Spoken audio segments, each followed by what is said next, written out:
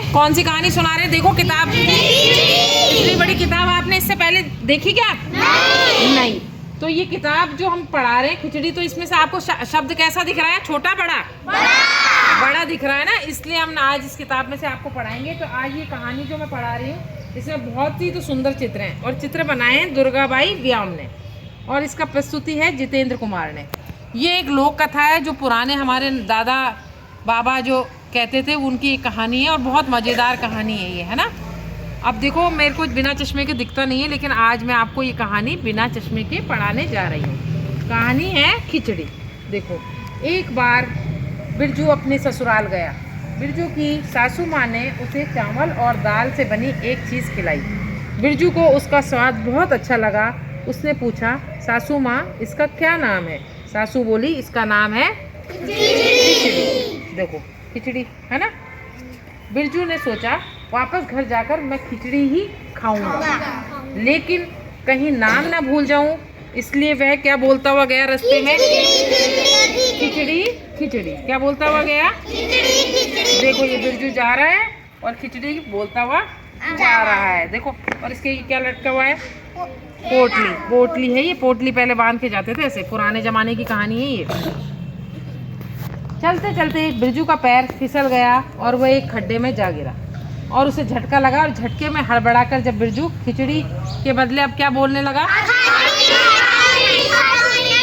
है ना, अब वो बोलने लगा खाचिड़ी खाचिड़ी, और मैं बोलता हुआ जा रहा था। देखो खिचड़ी की जगह क्या हो गया? क्या लिखा हुआ है?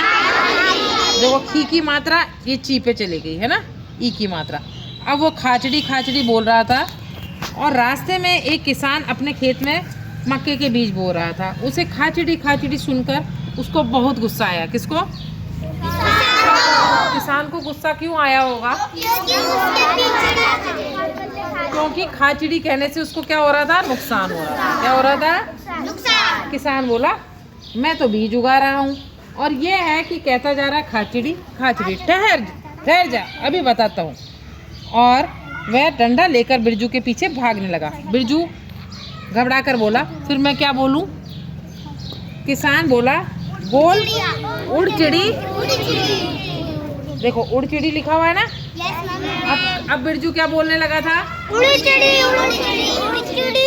बिरजू उड़ चिड़ी बोलता हुआ चलने लगा। आगे रास्ते में बहेलिए ने चिड़िए को पकड़ने के लिए जाल बिछा रखा था।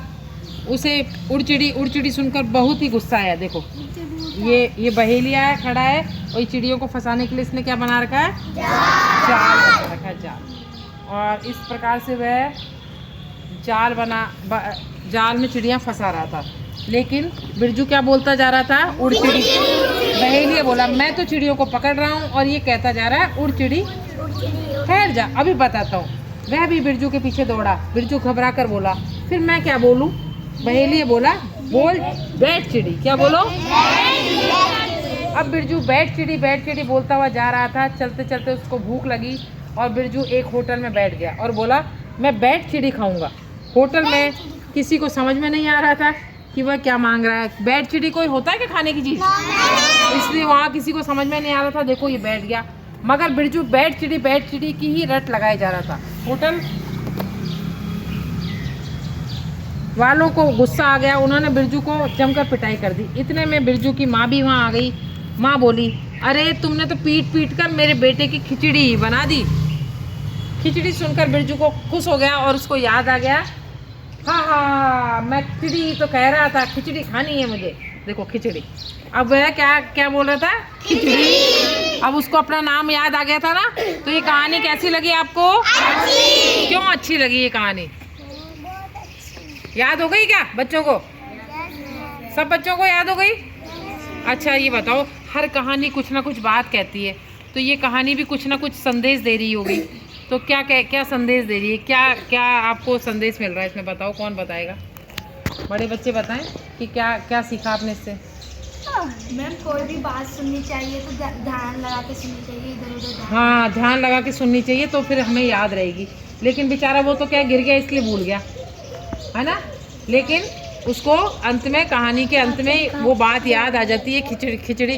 क्योंकि जो भी हम चीज़ याद करते हैं ना, देखो बहुत बार याद करते हैं तो क्या होता है, आप भी परीक्षा के लिए याद करोगे, हो सकता है आप भूल जाओ, लेकिन जब आपको कोई याद दोबारा से दिलाएगा तो आपको वो बात याद हो जाएगी, नहीं ये बात थी आपको ना, इसलिए याद करना बहुत महत्वपूर्ण है। भूल जाते हैं वो कोई बात नहीं, लेकिन जब आप याद करोगे तो आपको, आप दोबारा उसको रिपीट करोगे तो आपको वो बात याद आ जाएगी। या फिर ऐसा ही कोई किस्सा जब आपकी ज़िंदगी में आएगा तब आपको क्या होगा, वो बात आ जाएगी। जैसे बिरजू को याद आ गई कि मुझसे क्या बोलना था, खिचड़ी। अच्छा, खिचड़ी कितने बच्चों को अच्छी लगती है? सबको अच्छी लगती है ना। कौन सा आती है खिचड़ी? हमारे अक्षय पात्र से आती है ना। तो खिचड़ी में क्या क्या मिलके बनती है खिचड़ी, कौन बताएगा? खिचड़ी कैसे बनती है, किसी को पता है? और नमक। अच्छा, सोयाबीन भी बनती है, उधर देखो सोयाबीन भी बनते हैं। हाँ, और खोपरा भी डलता है खिचड़ी में। पता नहीं, मैंने तो देखा नहीं। अच्छा, आलू भी डलता है। हाँ, तो वो थोड़ा पुलाव जैसा हो जाता है। अच्छा, कभी आप बीमार हुए हो? तो बीमार होते हो तब आपको खिचड़ी खिलाते हैं क्या घर वाले? तो खिचड़ी में क्या डालते हैं उस समय? और नमक और वो दाल डालते हैं। कौन सी दाल डालते हैं, कभी आपने देखी है क्या? चने का दाल डालते हैं कि मूंग का? बीमार होते हैं तब बताओ। मूंग की दाल डालते हैं, क्योंकि मूंग की दाल खाने में क्या होती है, हल्की होती है। तो हम बीमार होते हैं तो हमारा शरीर थोड़ा कमजोर हो जाता है, और हल्का फुल्का खाने से हमारा पेट सही रहता है और हम जल्दी रिकवर होते हैं। तो कहानी अगर आपको अच्छी लगी तो ताली बजाओ आज। Very good, very good.